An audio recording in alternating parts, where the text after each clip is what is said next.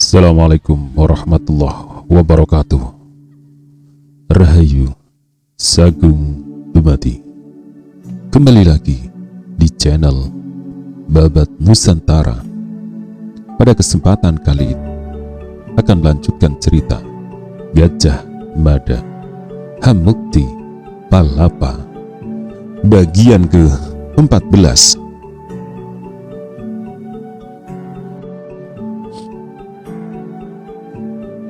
Kabut yang semula melayang tipis itu sedikit menebal. Jika para prajurit yang mengepung gedung pusaka itu menyadari, mereka akan merasakan udara sedikit agak dingin. "Bagaimana Kiai? Apa yang harus kita lakukan?" tanya Brimoro yang akhirnya merasa cemas. Orang yang ditanya itu tidak menjawab. Panji Hamuk justru mengamitnya, meminta supaya Brimoro tidak mengganggu apa yang sedang dilakukan Kyai Wirogati. Dalam diam, rupanya Kyai Wirogati tidak sedang diam. "Untuk apa memperkuat kekuatan sirip itu? Tidak ada gunanya. Kekuatan sirip yang dibangga-banggakan itu telah dimentahkan."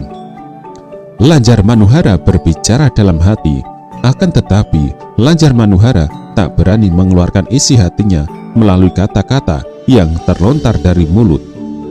Jika Kyai Wirogati mendengar ucapan yang tidak berkenan di hatinya, segala caci maki akan terlontar dari mulutnya, bahkan sejenis caci maki yang paling tidak pantas diucapkan manusia.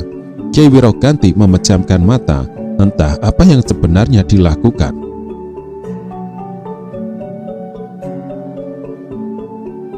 Boleh jadi karena tidak ada lagi jalan yang bisa digunakan untuk melarikan diri, maka yang bisa dilakukan hanya menunggu sampai para prajurit itu masuk menyerbu ke dalam gedung perbendaharaan pusaka. "Kalian yang berada di dalam, kalian semua pasti mendengar suaraku. Aku Gagak Bongol, Senopati pimpinan pasukan khusus Bayangkara yang bertanggung jawab atas keamanan istana dan semua isinya. Apa yang kalian lakukan adalah sebuah kejahatan terhadap negara. Oleh karena itu, harus kalian bertanggungjawabkan. Silahkan kalian keluar dengan mengangkat tangan di atas kepala tanpa senjata."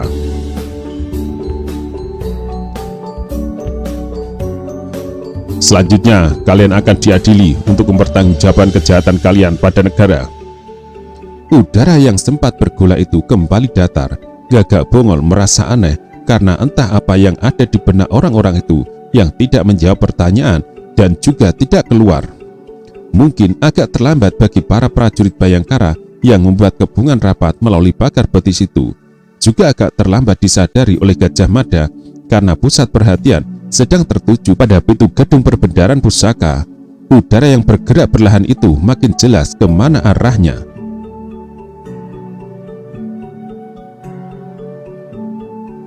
Udara yang semula hangat bahkan gerah bergerak sejuk, makin dan mengarah ke dingin.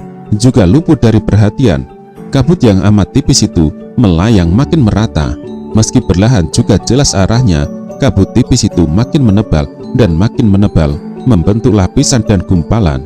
Sebagian tipis, sebagian tebal, sebagian tenang, tetapi di arah yang lain bergolak. Gagak Bongol yang justru paling awal menyadari keadaan itu. Gajah Mada merasa heran melihat Gagak Bongol berputar dan menunggak. "Ada apa?" tanya Gajah Mada. "Kakang Gajah Mada merasakan?" Gajah Mada mengerutkan kening. "Merasakan apa?"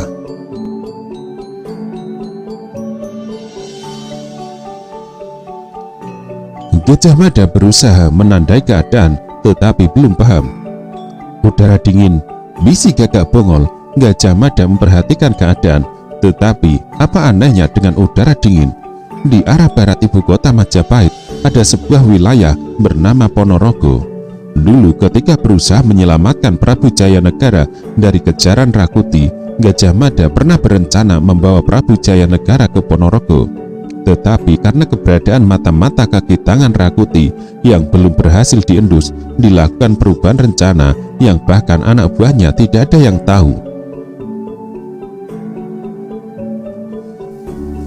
Perjalanan Prabu Jayanegara dibelokkan ke arah yang sama sekali tidak terduga dan tidak masuk akal, menusuk ke dalam wilayah Bojonegoro yang di sana ada lurah Bedander yang bisa dimintai pertolongan perlindungan. Tempat bernama Ponorogo itu mirip dengan wilayah Tari, tetapi mampu menyajikan sifat udara yang aneh. Di musim kemarau, umumnya jika siang terasa panas, namun pada malam hari biasanya menjanjikan bediding yang mampu membekukan minyak lentik.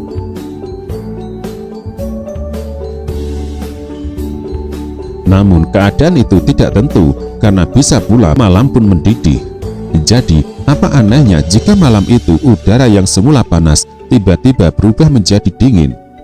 Perubahan yang demikian tergantung pada udara macam apa yang sedang mengalir di wilayah itu. Apa menurutmu ada yang aneh? Tanya Gajah Mada. Gajah Mada melihat kabut mulai melayang di mana-mana. Kabut itu memang tak mengganggu pandangan mata. Kehadirannya justru membuat hatinya senang karena hujan yang ditunggu akan segera datang. Keluarlah kalian, ini peringatan yang terakhir. Gagak Bongol kembali berteriak. Namun sekeras apapun Gagak Bongol berteriak, tidak ada jawaban dari gedung pusaka yang telah dimasuki maling itu. Jawaban yang menggelegar justru dari kandang macan karena penghuninya yang berjalan mondar-mandir merasa lapar. Jatah daging yang harus mengganjal perutnya masih kurang. Seekor kijang pun dirasa masih belum cukup mengganjal perut. Sejenak kemudian, nyala api obor yang digunakan menerangi ruangan bangunan pusaka itu bahkan padam. Kudan tahun yang memegang obor itu mematikannya.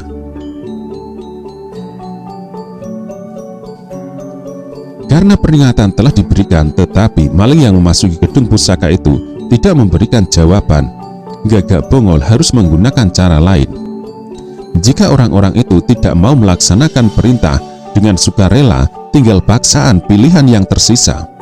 Gagak Bongol segera mengumpulkan pimpinan kelompok yang menjaga depan, belakang, samping kiri, dan kanan. Kepada mereka, rancangan tindakan disampaikan dan harus diterjemahkan dengan sebaik-baiknya. 5 orang berkemampuan amat khusus disiagakan di bawah kendali Bayangkara Kedit Galih. Mereka adalah pelempar pisau yang tak pernah meleset dari sasaran dengan kemampuan lebih cepat dan akurat daripada menggunakan anak panah. Taklimat yang diberikan Gagak Bongol disimak dengan cermat. Pintu belakang dan jendela akan digedor sebagai pengalian perhatian, seolah jendela dan pintu itu akan dibuka dengan paksa. Pada saat demikian, kalian berlima harus bisa masuk dan melumpuhkan mereka lewat samping kiri. Gajah Mada merasa perlu menambah, lumpuhkan mereka, bukan membunuh. 5 orang Bayangkara yang mengangguk penuh keyakinan. Ayo kita mulai, kata Gagak Bongol. Akan tetapi rupanya telah tiba waktunya Gajah Mada dan Gagak Bongol harus terkejut melihat perkembangan keadaan yang membingungkan dan sulit dipahami. Gajah Mada berbalik, tapi kabut berada di mana-mana. Kabut melayang di seluas tanah lapang halaman Tatak Rambat Bali Manguntur, membelit tiang saka dan menyelinap ke setiap sekat antara bangunan-bangunan yang rapat, termasuk bangunan istana kediaman raja. Apa yang terjadi? Tanya Gajah Mada. Bagi kehadiran hantu yang mulai tampak di kejauhan, kehadirannya belum menarik perhatian. Makin lama hantu itu makin dekat dan makin dekat.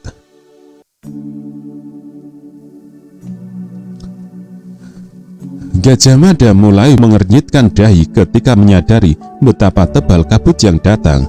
Jika awal terbentuknya terasa lamban, manakala telah mengarah kabut itu bergulung menyapu apapun.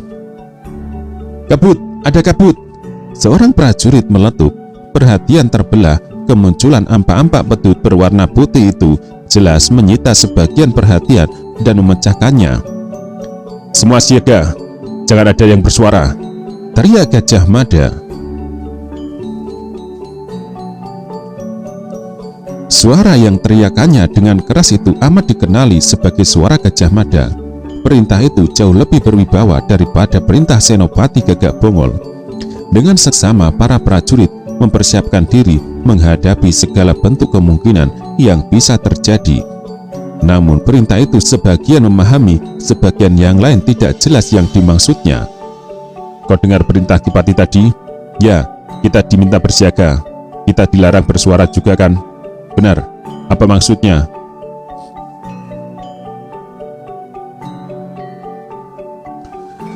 Prajurit kedua yang beroleh pertanyaan rupanya juga bingung. Prajurit yang ketiga justru mampu memberi jawaban yang masuk akal. Kita tidak bisa melihat apapun, kita harus mengandalkan telinga. Oh, keadaan segera berubah menjadi senyap. 5 orang prajurit yang disiagakan untuk melakukan gempuran pertama tak bisa melaksanakan tugasnya. Kabut yang datang itu makin lama makin tebal dan makin tebal, yang ditandai pula dengan udara dingin yang meraba dengan kasar ke segala penjuru. Beberapa prajurit mulai bertanya-tanya, adakah kabut yang datang itu kabut yang sewajarnya atau kabut yang tidak lumrah? Gajah Mada, terdengar sebuah bisikan. Gajah Mada terkejut. Gajah Mada tidak menyangka Aryatada telah berada di belakangnya. Ada apa, Paman? Tanya Gajah Mada. Hati-hatilah dengan orang ini, ucap Aryatada. Pengenalanku atas orang ini, ia orang yang sangat berbahaya. Gajah Mada tak mampu menahan rasa ingin tahunya. Siapa orang ini, Paman? Kalau aku tidak salah menduga, orang itu adalah Kyai Wirota Wiragati, mantan maling yang pernah malang melintang di zaman Singosari. Kau pernah mendengar nama itu, bukan?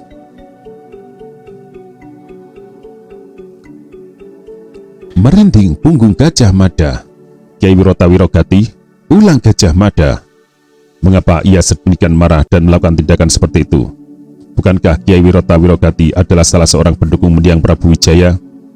Dan ia juga yang menyelamatkan Ibu Suri Gayatri. Agaknya apa yang ia lakukan menjadi jelas jika dikaitkan dengan pergolakan yang terjadi sekarang. Bisi Mahapati Aryatada. Gajah Mada merasa belum paham. Pergolakan yang mana? Tanya mantan patih di Kahuripan dan Daha itu.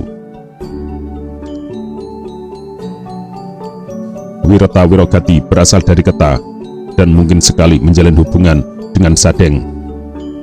Nama Keta dan Sadeng disebut menyebabkan Gajah Mada bagai dirambati puluhan ekor semut di sekujur tubuhnya. Gajah Mada masih akan meminta penjelasan lebih lanjut, tetapi apa yang telah berlangsung di depannya lebih membutuhkan penanganan. Gajah Mada menjadi cemas melihat kabut menghadang pandangan matanya sampai pada jarak mengkhawatirkan. Wajah Gagak Bongol yang berada di depannya terlihat kabur. Tadi kekuatan sirep, sekarang kabut tebal. Apa semua ini keadaan yang wajar atau dengan sengaja dibuat? Tanya Gajah Mada. Pertanyaan itu bagi ditanyakan kepada diri sendiri. Itu sebabnya Gagak Bongol yang berdiri bingung di depannya tak menjawab. Mereka akan memanfaatkan keadaan ini, kata Gajah Mada. Menurutku, kau harus merapatkan barisan sampai melekat agar jangan sampai ada celah yang bisa dimanfaatkan untuk meloloskan diri. Baik, akan aku salurkan, jawab Gagak Bongol. Perintah yang disalurkan diterjemahkan dengan sebaik-baiknya.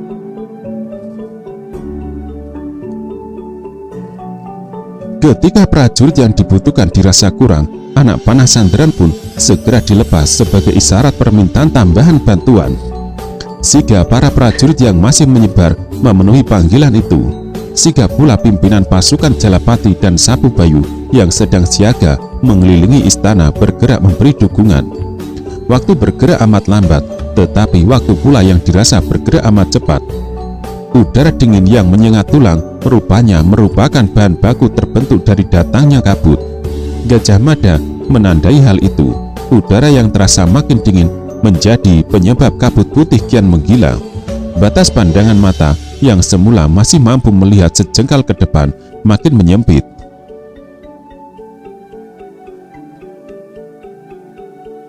Gajah Mada yang berusaha menandai telapak tangannya diperlukan jarak yang lebih dekat.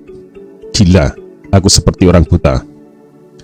Waktu terus bergerak, tetapi sampai sejauh ini masih belum terdengar suara-suara yang menandai adanya upaya meloloskan diri dari gedung perbendaharaan harta pusaka. Gagak Bongol merasa cemas. Dalam keadaan yang demikian, sebenarnya terlalu mudah bagi orang-orang yang membuat onar di sepanjang siang sebelumnya untuk membongkar kepungan.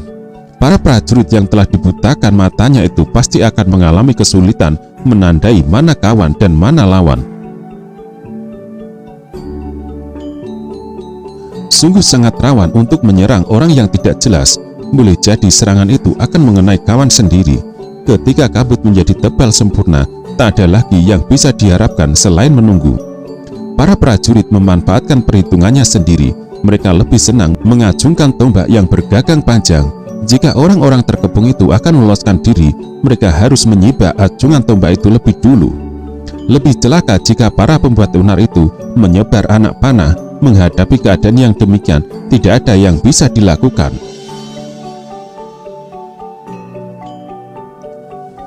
Kemungkinan terakhir itulah yang sangat dicemaskan Gagak Bongol, dan bahkan diyakini pasti akan terjadi. Masalahnya, kini hanya soal menunggu waktu. Kapan hal itu akan terjadi? Menyadari kemungkinan buruk macam itu, Gagak Bongol segera memberi perintah yang disalurkan melalui teriakan secara langsung. Lindungi diri di balik tameng. Mereka mungkin akan melepas anak panah. Teriakan itu mengagetkan dan dengan segera menyadarkan segenap prajurit untuk tidak hanya membentuk pagar betis. Tak semua prajurit membawa tameng, tetapi hampir separuh lebih membawanya. Mereka yang membawa tameng itu menempatkan diri di depan untuk melindungi diri dan melindungi teman-temannya. Dalam melakukan kepungan yang rapat, para prajurit yang semula memakar betis dengan berdiri berubah berjongkok.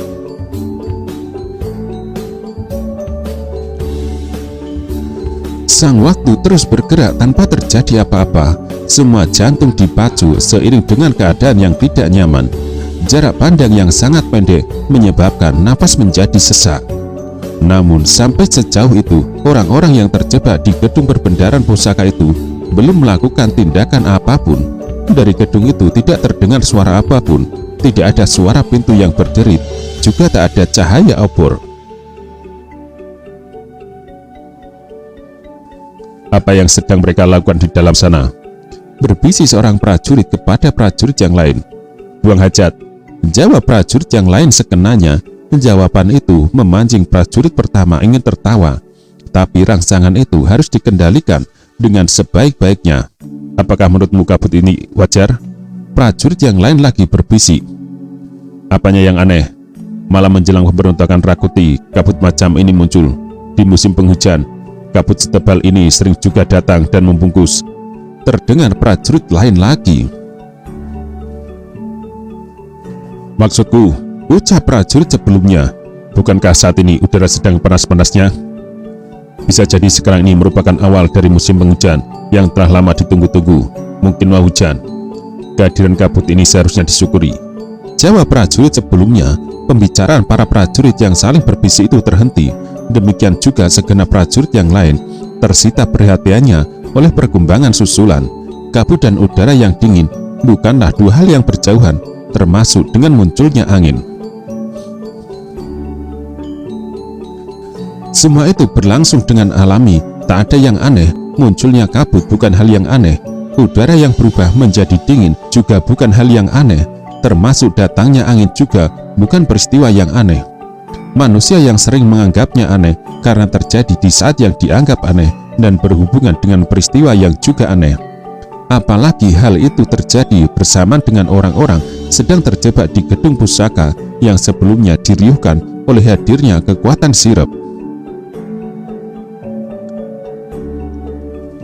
Angin berhembus dari barat ke timur, dari bagian muka istana ke arah belakang. Pohon kesara yang daunnya kering makin rontok, pun daun tanjung dan bramastana, kembang-kembang semboja berguguran. Angin berhembus kencang bukan peristiwa yang luar biasa. Penduduk Majapahit tentu telah terbiasa dengan keadaan itu. Jika terjadi hujan dihiasi angin, juga bukan hal yang luar biasa. Lumrah terjadi di mana-mana, termasuk di daerah dingin seperti di kaki Gunung Kawi, di daerah selatan, maupun di lereng-lereng Gunung Lawu, di Magetan arah barat. Di wilayah Magetan atau lereng-lereng Kali Soro, kabut tebal disertai angin jelas bukan hal yang aneh.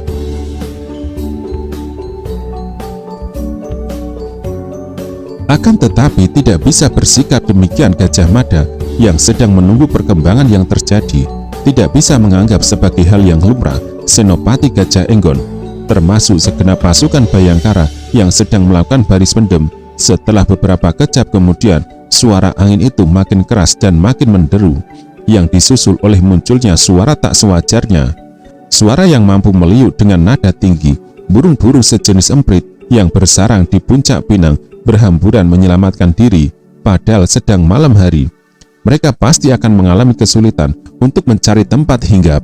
Burung hantu yang terbelalak di sepanjang malam makin terbelalak melihat sesuatu meliuk di depannya. "Suara apa itu?" bertanya seorang prajurit. "Entah," jawab prajurit yang lain. Prajurit itu, meski ia seorang prajurit, menyimpan rasa takut. "Suara apa sebenarnya itu?" "Gemersak seperti puluhan orang menyeret daun kelapa yang ditarik berbalik," jawab prajurit di sebelahnya. Suara itu makin keras dan makin keras, makin lama menimbulkan suara yang melengking tinggi. Bahkan Gajah Mada tidak mampu menahan rasa herannya. Bahkan Gagak Bongol pun tidak bisa menduga suara apa yang sangat menakutkan itu. Karena tak mampu melihat, Gajah Mada dan Gagak Bongol hanya bisa menandai dengan ketajaman telinga. "Bongol," panggil Gajah Mada. "Ya," jawab Gagak Bongol yang ternyata telah bergeser tempatnya. "Suara apa itu?" tanya Gajah Mada. "Aku tidak tahu," jawab Gagak Bongol. "Aku tahu." Tiba-tiba terdengar sebuah jawaban. "Suara itu milik Mahapati Aryatada. Paman Aryatada tahu." "Suara apa itu?" "Beliung sedang menghisap kabut. Mungkin orang lain lagi pelakunya," jawab Mahapati Aryatada. Gajah Mada dan Gagak Bongol bersandar dan mampu mengenali suara gemeresak yang demikian itu memang suara pusaran angin yang lazim disebut beliung. Gajah Mada dan Gagak Bongol telah membalikkan tubuh membelakangi gedung perbendaharaan pusaka karena suara angin berputar yang amat deras itu berasal dari arah belakang.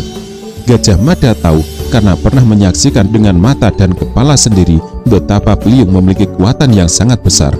Pusaran angin itu bahkan mampu menggilas, memporak-porandakan seluruh rumah. Rumah diterjang, rumah terlempar, kerbau diterjang, kerbau terlempar, apalagi yang sekedar kambing, ayam, angsa, dan semut-semut kecil, semua beterbangan. Yang punya kesadaran betapa berbahaya angin lesus itu, dari tunggang langgang menyelamatkan diri dari pencabutan nyawa dengan cara kasar.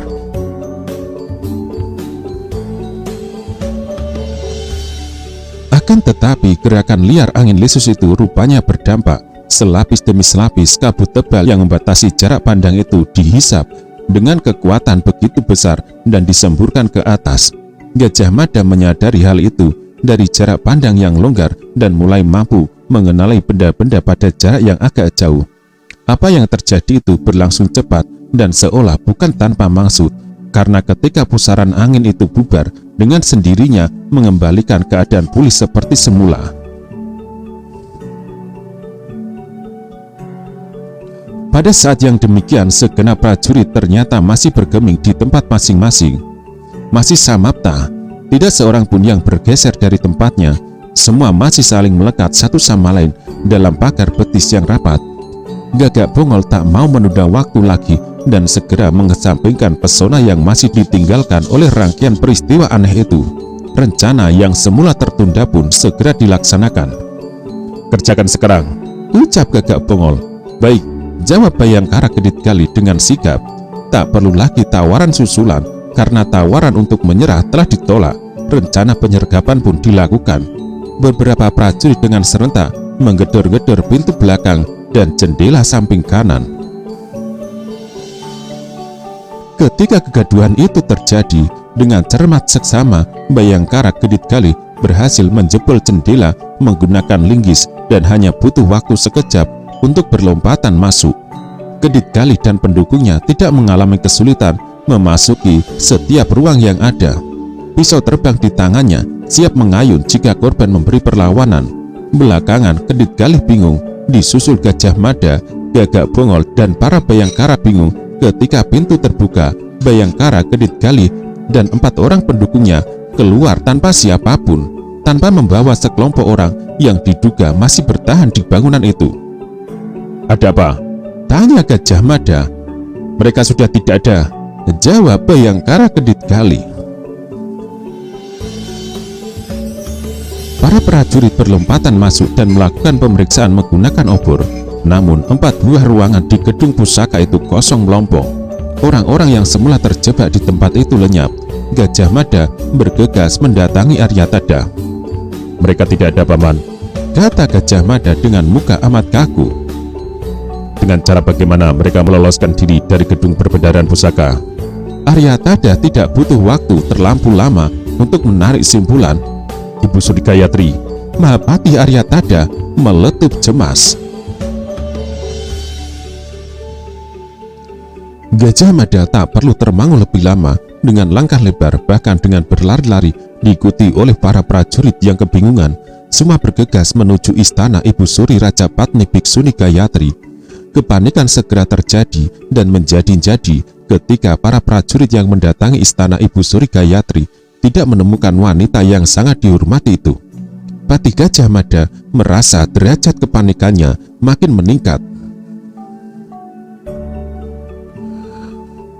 Dengan langkah lebar dan amat bergegas, Gajah Mada memeriksa ruangan demi ruangan di istana Ibu Suri. Bahkan kolong tempat tidur telah diperiksa. Ibu Suri Gayatri memang tak ada. "Siapa yang memimpin pengawalan di sini?" tanya Gajah Mada. "Aku," jawab Macan Liwung Sigap. "Aku yang mengambil alih kendali." "Apa yang terjadi?" tanya Gajah Mada. "Justru aku butuh jawaban. Apa yang terjadi?" jawab Bayangkara Macan Liwung. Ibu Suri Gayatri lenyap dari istananya. Hal itu membuat Gajah Mada benar-benar cemas. Laporan susulan segera masuk bahwa Ibu Suri Tribuaniswari ternyata tidak apa-apa, bahkan sedang amat nyenyak dalam menikmati tidurnya. Demikian pula dengan kedua Prabu Putri Sri Gitarja Tribuana Tunggadewi dan Prabu Putri Dyahwiyat Raja Dewi Maharajasa dalam keadaan selamat, masing-masing didampingi oleh suami. Dengan bergegas, Pati Gajah Mada menyalurkan perintahnya melalui anak panah sandaran berapi yang memanjat langit susul menyusul sampai 5 kali. Suaranya yang melengking dan warnanya yang kebiruan segera menarik perhatian. Segenap prajurit Majapahit memahami apa makna perintah itu, bahwa perintah yang harus dilaksanakan itu berasal dari Patih Gajah Mada, ditujukan tak hanya kepada pasukan khusus Bayangkara, tetapi juga 2 brigade kesatuan yang lain. Semua prajurit tidak terkecuali, siapapun harus memperhatikan keadaan di sekelilingnya.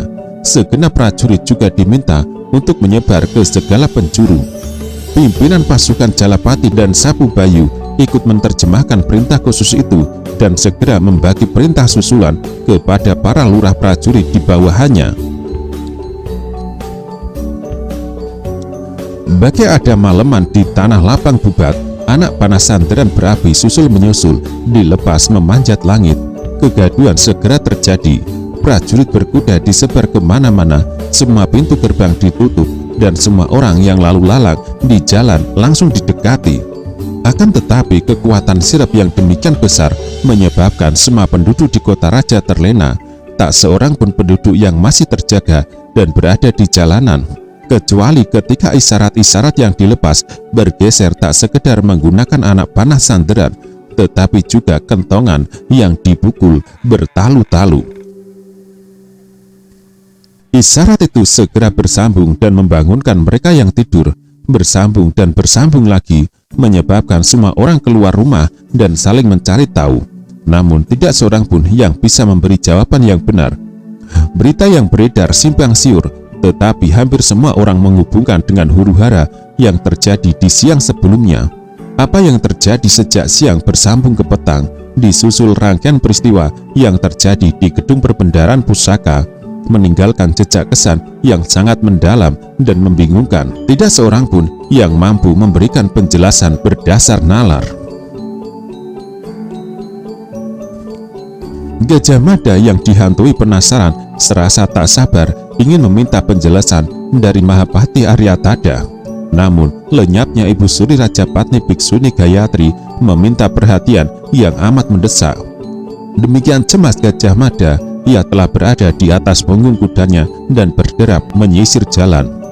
Bayangkara Pring Celuring dan Bayangkara Raga Jambi adalah Bayangkara yang tidak ikut melakukan pengejaran karena masih disibukkan oleh kebingungannya. Demikian kuat kesan yang tertinggal mencekam benaknya. Pring Celuring masih berdiri bersandar dinding. Beri aku penjelasan yang paling masuk akal. Dengan cara bagaimana mereka meloloskan diri? Tanya Pring Celuring. Bayangkara Raga Jambi juga masih sibuk dengan diri sendiri. Bayangkara berbadan gempal itu rupanya sedang tidak terpusat perhatiannya. Bayangkara Pring Celuring mengamit lengannya. Raga Jambi yang tersesat di dunia lamunan itu menoleh. Ada apa? Kamu tidak mendengar pertanyaanku? Kamu tadi bertanya apa? Beri aku penjelasan yang masuk akal, kata Bayangkara Pring Celuring.